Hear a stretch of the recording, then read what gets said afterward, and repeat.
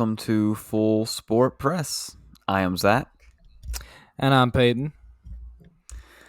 Alrighty, well, breaking news to start us off into the pod. I just wanted to go ahead and do this now. On January 11th, 2023, there was a quote.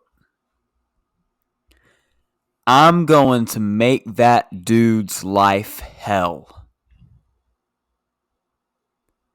There was a quarterback for a certain AFC East team that said that, saying in response to if their team signed a quarterback from the free agency. That quarterback was Zach Wilson, and it seems that he has made that come true tonight because on the first drive of the Jets game, Aaron Rodgers went down with something wrong with his ankle. Oh, man. Yeah, that was crazy. Yeah, according to Twitter doctors, this isn't by no means official or even close to official. They seem to think that it is a ruptured Achilles, and if so, he would be out for. Hold on, Siri, go away. What? My Siri is on the screen. Okay, there we go. That's beautiful. Anyway, they seem to think it's a ruptured Achilles, which means he would be out for the entire year. Nice. So we'll just have to wait and see. The only thing they've said so far is X-rays are negative, but that would be bones. So on that one, you'll have to just wait and see. He is out for the rest of the night, and we'll just have to see what happens. It was a weird play because, at first it didn't look that bad, but then when they showed the replay, it was like one small thing at the very end when they were just falling down. It's and he stood up and then just fell back down. I was like, oh, all right, I guess he is hurt. All righty, well, let's get into it. I'll start us off with what we saw this week. Last week we didn't have a fun time talking about the Gamecocks, but this week we do. We got to see a little glimpse of the future in Columbia with Lenoris Sellers. During a little bit of garbage time of the game against Furman, we were up at this point 34-20 or 14, something like that. 14. And Lenoris Sellers dropped back, went to his right a little bit. He had all the time in the world and dropped a beautifully accurate ball right into the hands of Tyshawn Russell, 50 yards into the end zone. It was absolutely beautiful. I didn't watch it live. I just saw the highlight. But, man, that was just wonderful to see. It makes me excited for what we're going to see after Spencer Rattler is gone, who also had an amazing day, won SEC Player of the Week, or SEC Offensive Player of the Week. Peyton, what do you think about that play? It was pretty great. It was just an outstanding throw. And I'd heard a lot about him during camp and stuff, but to see it actually play out on the field was pretty impressive. I know it is just Furman, but still, that throw against any team is a great throw. To have the confidence to do that as a freshman, most one probably wouldn't even look down the field that far, but he just let it fly on his first drive. But yeah, it was awesome. I agree. What we saw, we're gonna head to the kind of the Twitterverse, the X-verse, I guess you would call it.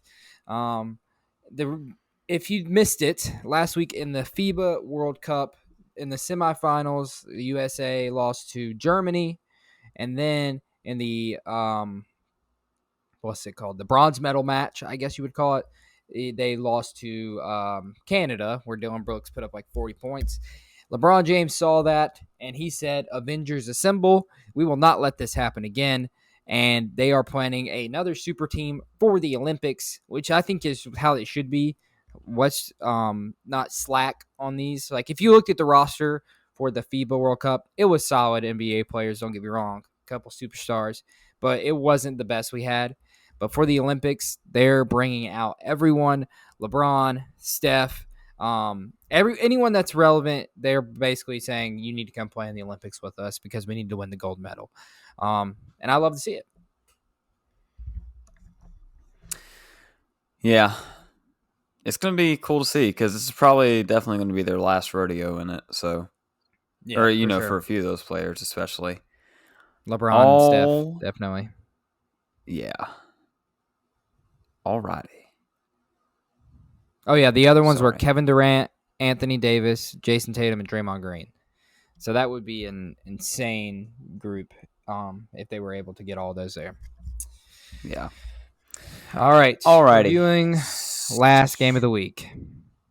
Yep. So my game of the week was Nebraska at Colorado. Obviously, this was my game of the week because I wanted us all to just be able to witness Matt Rule and Marcus Satterfield failing, because it is a fun thing to watch, and boy oh boy was it entertaining. At first it was a little rocky. It was a close game. Just nobody could really score or get anything going. But then Colorado ended up taking off. Nebraska scored 2 touchdowns eventually, but a really good day for Colorado. Shooter Sanders was 31 for 42, 73.8% for 393 yards. He had 2 touchdowns. Dylan Edwards rushed for 55 yards. His long was 34.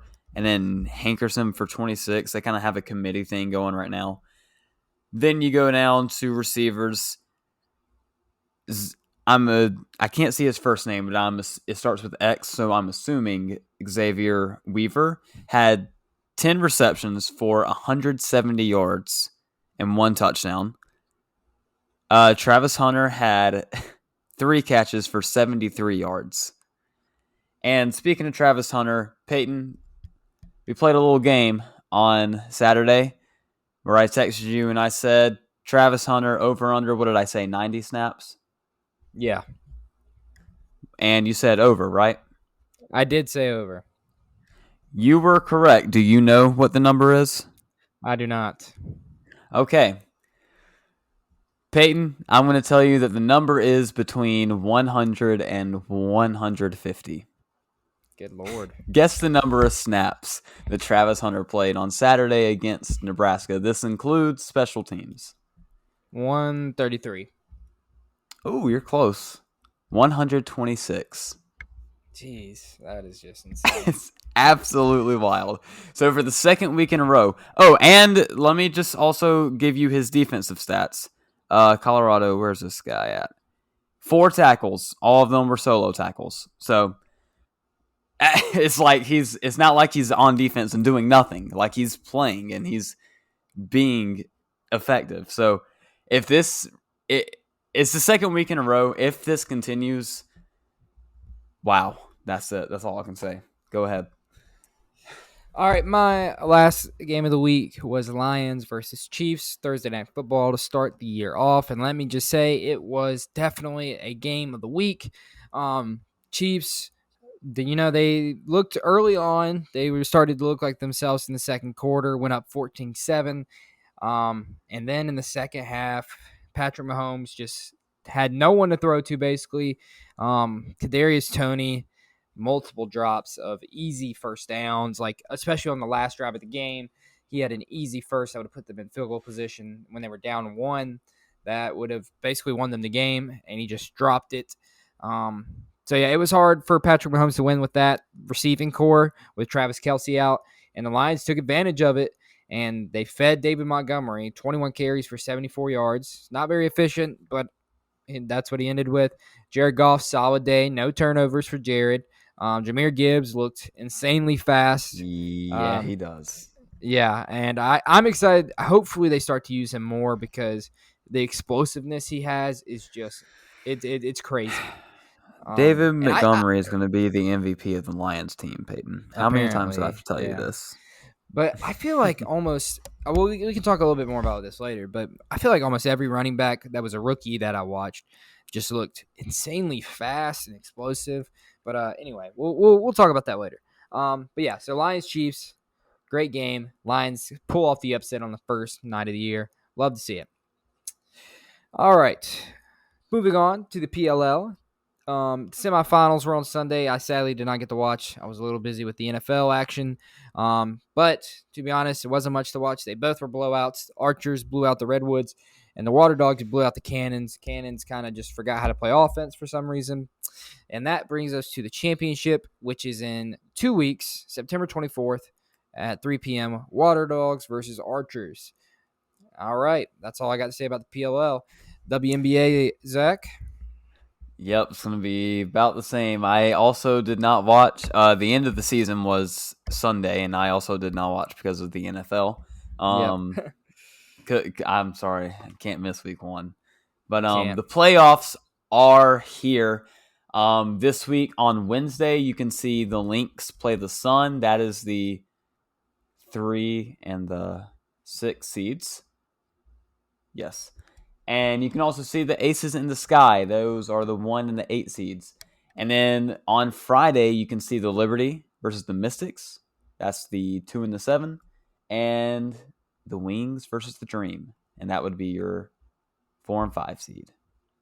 So, yeah, make sure you catch those games. Those are your playoff games. I think just all for this week. And then last other little piece of news.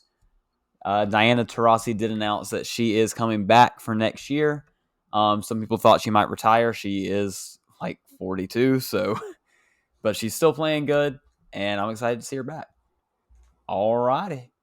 Let's get into college football. First of all, I just have to do this because I've played college pick'em enough where I know this will never happen again, at least not this year.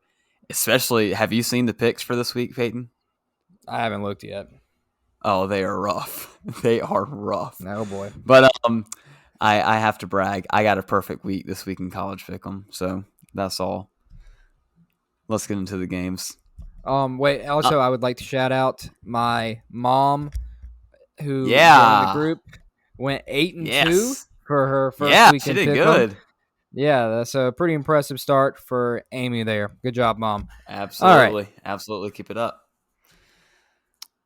Here we go into the game. Yep. So, yeah, I just wanted – I mean, it was a weird week. There wasn't really a whole lot of great games going on, but a few that I did want to touch on. We did talk about Colorado, Nebraska, but the next one I think we should hit on is the one we saw last year, A&M versus Miami. Miami takes this one. It was in Miami, 48-33. Did you watch any of this game? I watched a little bit of it. Yeah, same. I mean, I don't know how I feel about either team. Like, Miami seems like they might be okay. I don't trust A&M. I just don't think they're going to be good. I don't care how much they're going to pay Jimbo. Yeah. I think Miami's quarterback looked really good. But apparently, Tyler, from what they were saying on the broadcast, 2 years ago he looked really good. Then last year, for some reason, he did not play well. Maybe he's back. But yeah, he played really good. He had 5 touchdowns, no interceptions.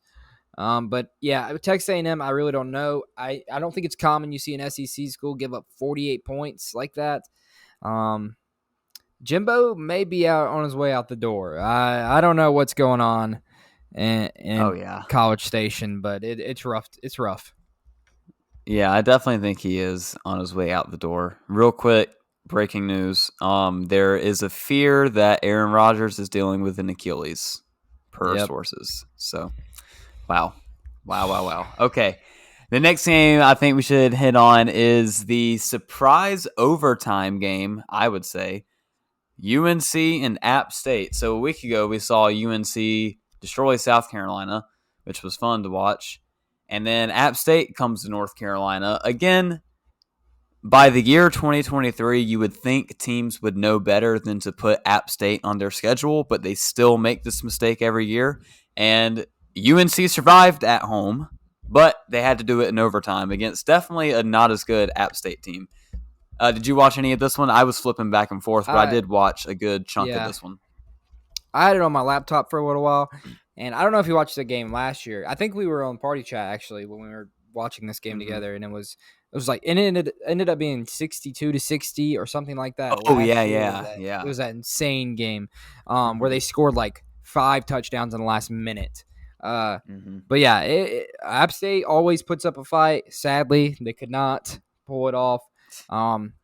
As far as just kind of looking at things, North Carolina's running back went off. He was basically unstoppable every time he got the ball.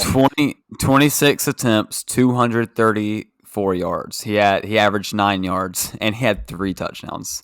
Drake May also had a rushing touchdown, and another running back had a rushing touchdown. So App State really kind of shut down Drake May passing the ball. I mean, he only had 200 yards, no touchdowns. Yeah. So I mean, not a great day from him. But let's just talk about that defense real quick, because last week they sacked Spencer Rattler 9 times. This week, 0 sacks. I don't know if that's saying something about UNC's line struggling, or that's how bad South Carolina's line is. But I think we know what the answer is, and I don't think we want to talk about it. Yeah. Yeah, it was rough. And then real quickly, 2 games. I think these are both, or one was at 12, one was at 3:30. Utah survives Baylor. Yes, that was a good game. Baylor scary. was leading that entire game. I didn't watch it because I was like, I'm not going to watch Baylor win this game. But then at the end, Utah just pulled it out. So, yeah, that was a really good one to watch. And keep in mind, this was a Baylor team that lost to Texas State last week, 42-31. Yeah, and they looked so good. It was crazy. The Utah quarterback was absolutely horrid. 6 for 19, 71 yards, and a pick. They ended up putting in another guy who played a lot better, but the first one really struggled. And then also at 3:30, we had Ole Miss Tulane. It was close at first, but then Ole Miss just went on a run. Jackson Dart played really well. Judkins played really well. Ole Miss is looking pretty solid after the first 2 games, I'll say. Yep. Alrighty. Well, getting into the best game of the weekend, I would absolutely say it's always fun to see the Tide go down, even if it is to a Longhorn. Oh, man. I'm assuming you watched all of this game? Well, I had it on the laptop with South Carolina on the screen, so it was a little bit, but I watched the end of it. Yeah. Man, this was just a great game all around. It seemed like at the beginning it was pretty it seemed like it was back and forth, even though it was like 13-6 at halftime. But I just feel like Alabama had so many opportunities where they almost scored or were close, and then it got called back.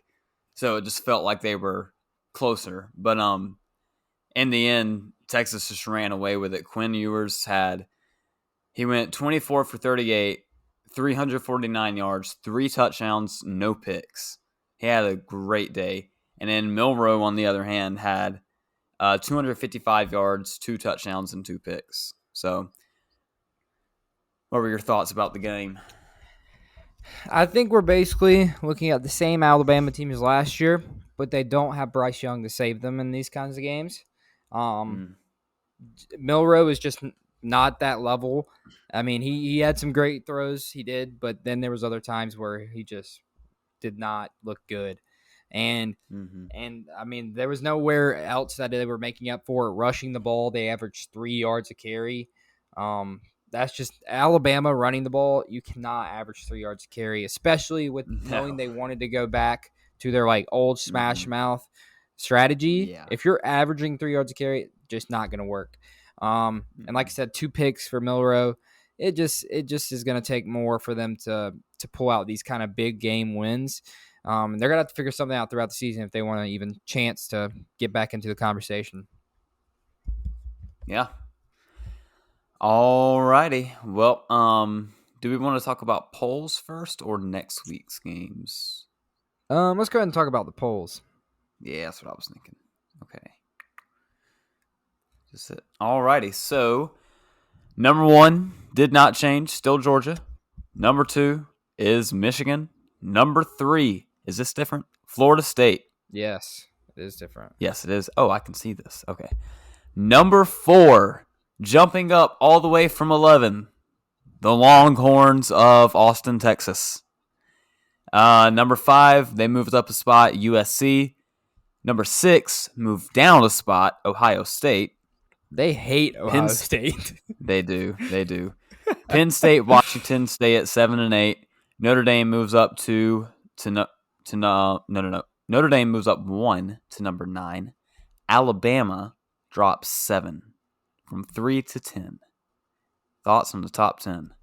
I mean, I think it's right. I mean, sure. Yeah, there's not much to change there. Yeah. I agree with it. I think what's interesting is the next one. 11 is Tennessee. They dropped. Yep. After their close game against Austin P. Yeah. I don't know what happened there. I think Utah the biggest stayed. The biggest piece of news on the rest of it is who's not in it. Oh, I know who's not in it. The Clemson Tigers have dropped out of the top 25. That's right. They have. Man. Oh, it's a beautiful thing. It's a beautiful thing. You know who they play next week? Not week 3, but week 4. State. Yep. That's going to be interesting. That's going to be a good one. All righty. Well, now getting into week 3 games again. Just another not good week. These early weeks are just not great. Like these games, we're going to say they could be good, but they also, who knows? So one, K-State, Mizzou. I think it has opportunity to be good. It was a decent game last year. I feel like I remember it came down to the wire. A weird matchup that I feel like I maybe have never seen. UNC and Minnesota. I'm excited for that one. I absolutely do not have any faith in the boat or the rowing of it by PJ Fleck and his people, but I think it could be an interesting game.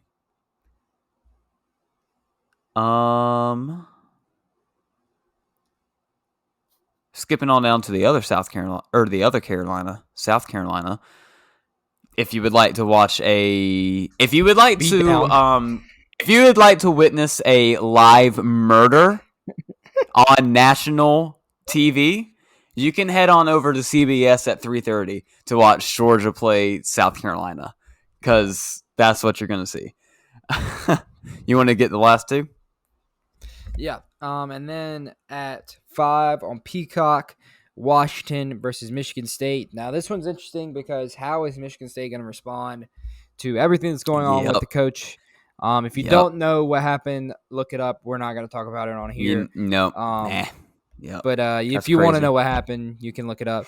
And it is out there. How are they going to deal? You can easily see it. It is I believe a USA Today article about everything that happened. But how are they going to deal with that? Is Washington just going to destroy them? We'll just have to see. And then finally, BYU, Arkansas, another kind of unique matchup, I feel like. Mm-hmm. Now, what to expect from that one, I have no clue on either of those teams. I will say it seems like we're in an era now, besides SEC teams, obviously, but it seems like these out-of-conference games for most conferences are getting much better. Like Arkansas, BYU, Michigan State, Washington, Mizzou, K-State. Like you didn't see that 5 years ago. And it's just pretty cool. It's just really cool to hear North Carolina is playing Minnesota. I don't know. I hope it continues. And then I have a few more games with special shout outs and reasons if you need another reason to watch a game. At 3:30, we have Northwestern and Duke.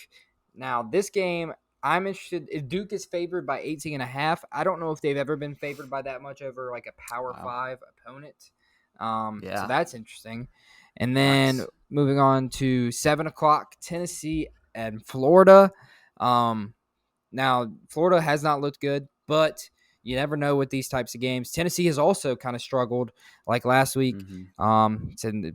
It's at Florida, so at the Swamp, you never know what could happen. Maybe they pull off some kind of upset. And then another ACC SEC matchup to look out for: Georgia Tech, Ole Miss. Now Ole Miss is favored by 20, but ACC has kind of been beating up on the SEC, so this could be an interesting one to watch as well. All right, so I think that wraps up our college football slate. A bunch of options there for you, and if you're a real sicko, you want to stay up late, don't worry, we got you. 10 p.m. ESPN, Colorado State, Colorado. Yeah, I mean it'll be a bad game, but you'll get to see Colorado look really good. True. Yeah. Alrighty. Getting into the NFL before you go, I'm gonna update us on the Full Sport Press Fantasy League. There was one guy in our league who, while we were drafting, I don't know if it was targeted towards me, but I took the strategy of taking 2 linebackers first because they're projected to score crazy amounts of points. And in the draft chat, this guy was like, "What is going on?" And it might not have been targeted at me because it wasn't an at, but I want to say in week 1, there were 9 defensive players, and I believe like 7 of them were linebackers, who scored almost 50 points or more, and that almost 50 was 45. So 45 points or more.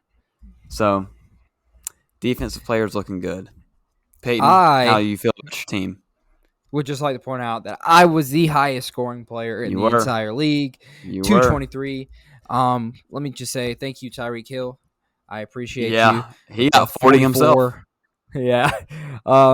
And I don't know, John's linebacker got 70 points. Yep. So I survived that. Yep. But wow, dude, those linebackers are crazy. What's crazy is I put the highest scoring points, and I had a Kadarius Toney who got 1 point. Yikes. So yeah. All right, yeah, that's pretty much it for me. I just wanted to say I was the highest scorer. Yeah. Not to brag, but I was. I bragged earlier. All right, so let's start off with storylines from week 1, and then we'll kind of get into the games to watch this coming week. Starting off, let's talk about the rookie quarterbacks. Now, I will say none of them looked horrible, but none of them pulled out a win. Bryce Young, we'll start with him. They lose 24-10 to the Falcons. He had 2 picks that weren't great, and I think they were more of just throws he could make in college, but he's not going to be able to make at this level. Jesse Bates just kind of sat in the middle and waited for the slant both times. Frank Reich took ownership of one of them, said it was his fault. I don't know how, but he did say it was his fault. But other than those 2, I think the biggest problem right now with the Panthers and helping out Bryce Young is, from what I saw, the receiver separation levels were like one of the lowest in the leagues. DJ Chark was out, but still, there's just they gotta get open for him. And I will say he has mostly been smart with the ball. He has a great pocket presence, and I think he'll just get better over the season. Now, looking at the Falcons, Bijan Robinson, he's one of the guys I was kind of mentioning when I said rookie running backs looking like insanely fast. The little screen pass he took to the house, that was insane. He just shredded the Panthers defense, and every time he touched the ball, I was terrified. It just felt like he was going to take it to the house. It reminded me of Saquon Barkley's rookie year. That's what he looked like to me. Now, if he continues that, we'll see. But, man, he could end up being a star this year. Then with Anthony Richardson, he was very solid for pretty much the whole game. Then when they got the ball back, trying to come back, he did throw the pick. That kind of cost them the chance to come back. But other than that, he looked solid. He got hurt on the last drive.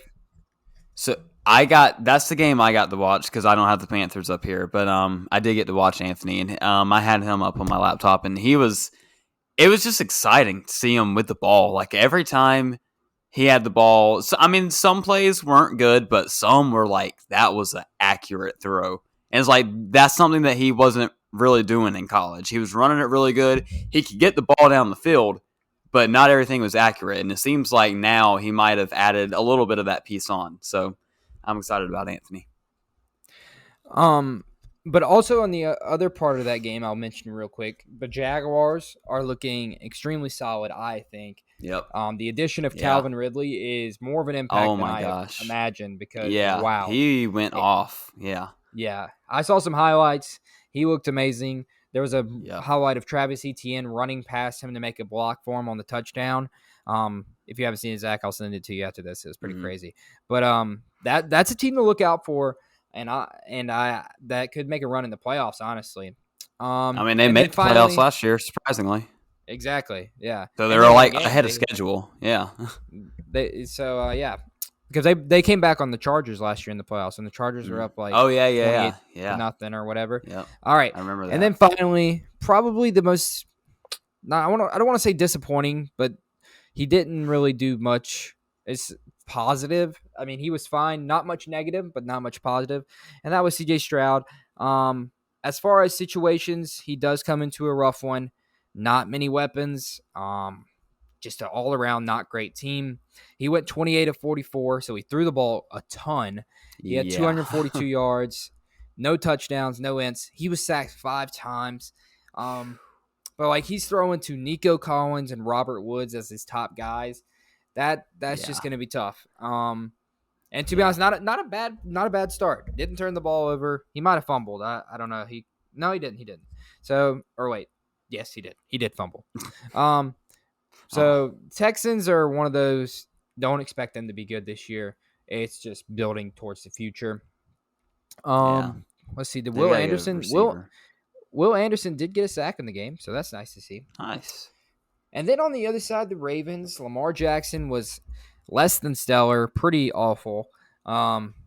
They won the game 25-9. Maybe that's why they just didn't really need to do much to win. Yeah. Now, Zay Flowers, every time I saw a highlight of Zay Flowers, he looked really, really good. Maybe the best wide receiver in the whole class. I didn't know much about him, honestly, coming out of college. But after seeing highlights, he looks like he could end up being really good for the Ravens. He had 9 catches for 78 yards. Odell had a couple catches, slowly getting there. But the bad news for the Ravens, J.K. Dobbins, once again, out for the Yep. year. Hate to see it. Something weird. J.K. Dobbins, J.C. Horn. Yeah, really. And then with the NFC South, sadly, the Panthers are the only 0-1 team. The rest of the teams went 1-0. In a year that the NFC South is supposed to be the worst conference in football, the Saints beat the Titans and the Buccaneers beat the Vikings week 1 somehow. Yeah. So that's interesting. Now, Burrow and the Bengals off to a slow start once again. Put up 3 points against the Browns. That's just that's awful. Crazy. That's crazy. With the weapons you have, coming off Joe Burrow becoming the highest paid player in NFL history. Not great to see. Can we talk about the Elves quote, please? Oh, man. If you didn't see this, the week before, Jamar Chase had this quote calling the Browns like elves because of their mascot logo that they have, the throwback. Yeah. And Myles Garrett came out and said that like Jamar Chase went too far. And I'm like, I don't understand how, because you literally are like your mascot is an elf. Yeah. But okay. And then after the game, Jamar Chase was like, "Yeah, I called them elves, and we lost to the elves." So I'm a little mad right now. Yeah. Well, here's the good thing for the Bengals. The only way they can go is up from here. It's true. They will. This is what they do. This is what they do. True. On the Browns side, I mean, they shut down the Bengals, but Nick Chubb looked like Nick Chubb. Deshaun Watson, still too early to tell, honestly. I don't know how to feel about him. We'll see. All right, then we had the Niners just absolutely destroy the Steelers. Yeah. Was never close. And I don't expect much from the Steelers this year at all, honestly. I don't trust Kenny Pickett. So, yeah. And then, if you remember last week... Brandon Ayuk. Whew. Oh, yeah. He looked good as well. One of my games that I said you should watch, the Dolphins-Chargers, definitely lived up to the bill. Yep, man, Tyreek Hill, I mean, 11 catches, 215 yards, and 2 touchdowns. When Tyreek Hill has a day like that, he's literally unguardable, and there's nothing you can do about it because he's the fastest person on the field, and you're just not going to be able to catch him. He right now has Tua's livelihood in his hands. So Tua better hope that he can do this every week.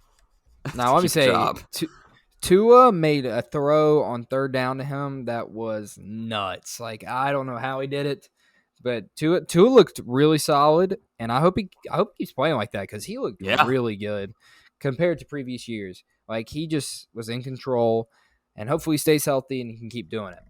On the Chargers side, they also looked good offensively. I mean, Austin Eckler had 16 carries, 117 yards, and a touchdown.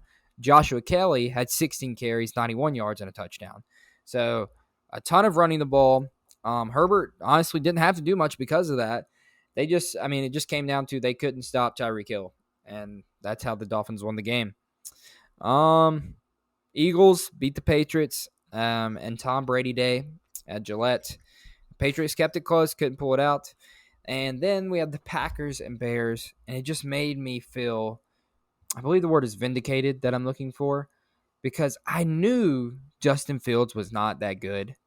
And all I heard over the offseason is Justin Fields is going to be so good this year. He finally has his number one receiver. He's going to be one of the best quarterbacks in the NFL, top 10. He's just not that guy. I mean, he can. I mean, he can run. It's just when he has to throw it, he just can't. 24 for 37, 216 yards, a touchdown, and a pick. I mean, he's just this was supposed to be the year we saw the major improvements, and right now, it's not there. And on the other, and I think what the most discouraging thing is for the Bears is who they're playing against and their situation. They're playing against the Packers, who have owned them for the past however many years Aaron Rodgers has been there. And the Packers have a brand new quarterback, unproven, struggled last year when he played. So this is the year. Justin Fields is going to beat the Packers. Bears are going to finally pull in front of them. And Jordan Love comes out, outplays Justin Fields. And the Packers win by 18 in Chicago. That is one of the most discouraging week one losses. Besides, of course, the Giants. My God, the Giants. Yeah. Did you watch any of that, Zach? I believe I watched the first part of it, and then I didn't need to watch any more of it. So it just like kept piling on. Like they blocked the first field goal, took it back for a touchdown. I was like, oh man, that's unlucky. And then they get the pick six. I'm like, oh, that's even worse. And then it just kept going and going. And it was 26-0 at halftime. I was like, oh man, this is rough. And I just went to sleep at that point. I woke up. I was like, surely the Giants did something. Nope. 40-0. They did nothing. They did literally nothing. 40-0 at home. That's just if I'm a Giants fan, that just takes everything out of me. Like I just don't even want to watch anymore. And then finally, real quick, I want to say I'm just realizing now the Giants played at home last night and the Jets are playing at home tonight in the same stadium. So they completely converted that stadium in one night. Correct. I know. And those people probably got paid minimum wage. Just think about that. That's all.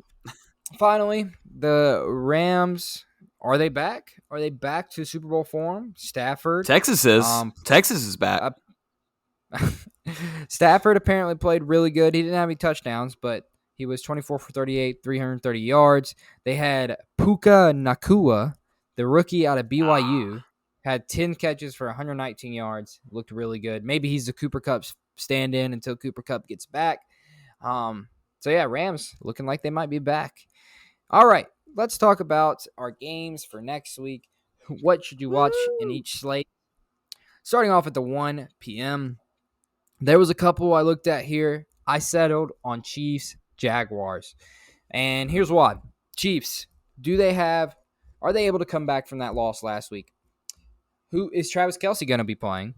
And is anybody else going to step up if he's not? Because Trevor Lawrence and the Jaguars, they're ready to score points, and the Chiefs are going to have to keep up with that. Chris Jones did get paid today, so he will be back on the field. But, I mean, they just got to figure out who's going to catch the ball for him if Travis Kelce is not out there. So, Chiefs, Jaguars should be interesting to see. Honorable mention, Ravens, Bengals. I was going to say an honorable mention from me would be Colts, Texans. Get to see CJ versus Anthony. Oh, that's true. That's true. And then in the 425 slot, I believe I went, this might change now to new circumstances, but I put Jets, Cowboys because Cowboys after that performance against Aaron Rodgers and the Jets. But now that Aaron Rodgers might be out, if you 49ers don't watch Rams that anymore, that was my second one, 49ers Rams. Especially with how they both played last week. Yeah, and I just thought it would be interesting to see the Jets, new look Jets against that Cowboys team that dominated. Oh, look who's got Monday night. Oh yeah, we're getting there. I didn't know that. Sunday night we got Dolphins Patriots. That could be a close game. I don't know. We'll see. And then Monday night there are two games, one on ESPN, one on ABC, starting at 7:15. Saints versus Panthers. Panthers kind of got screwed with the beginning of the season schedule, playing back-to-back NFC South games to start the year, but here they are. The Colts are doing the same thing with the AFC South. So yeah, it's not great for a rookie quarterback to start their career. Oh man, Josh Allen just threw a bad pick. Washed. Arm punt. A high IQ. Saints, Panthers, first Bryce Young game at home in the bank. How will he perform? Yeah. How will he perform? And not only that, not only his first home game, his first prime time game in the bank against Derek Carr and the Saints, who beat the Titans last week. Didn't look amazing, but they beat the Titans. Also at 8:15 on ABC, we got Browns Steelers. That about wraps up the NFL weekend. And to wrap it up, let me give you my game of the week, which will be the Thursday night game. And that is the Vikings. Thank you. The Vikings versus the Eagles on Amazon Prime, 8:15 Thursday night football. Now, the Vikings coming off an extremely disappointing for week one, a loss to the Buccaneers. Kirk Cousins struggled. Justin Jefferson went off in the first half, didn't do much after that. So I think for them is to see, can they get back on track and look like the team everybody expected them to this year? And then for the Eagles, can they continue their NFC dominance? They didn't blow out the Patriots like some expected, but they did get the win. So can the Eagles get their second win of the year, start off strong? Because they are, I would say them and the 49ers are the obvious NFC favorites at the moment. And so Vikings, Eagles, Thursday night should be a great one. Alrighty. In my game of the week, we are throwing it back to some WNBA. We've got the playoffs starting, and I am giving you the last game one of the first round. Friday night, 9:30 on, where's it at? ESPN2. You can see the Dream versus the Wings. Two fun teams. The Wings, they've got Satu Sabli, who's been a double-double machine this year, a rebound machine this year. You've got Arike Agumbawale, who in these big, bright spotlights absolutely shows out. And Natasha Howard, who's been doing whatever she wants and can score however she wants. And then on Atlanta's side, you get to see Alicia Gray and Ryan Howard absolutely light it up from three. And yeah, it'll be a good game. So make sure you tune in. Well, anything else before we head out, Peyton? I think that about wraps it up. Alrighty. Well, that is all from Full Sport Press. I'm Zach. I'm Peyton. Bye-bye now.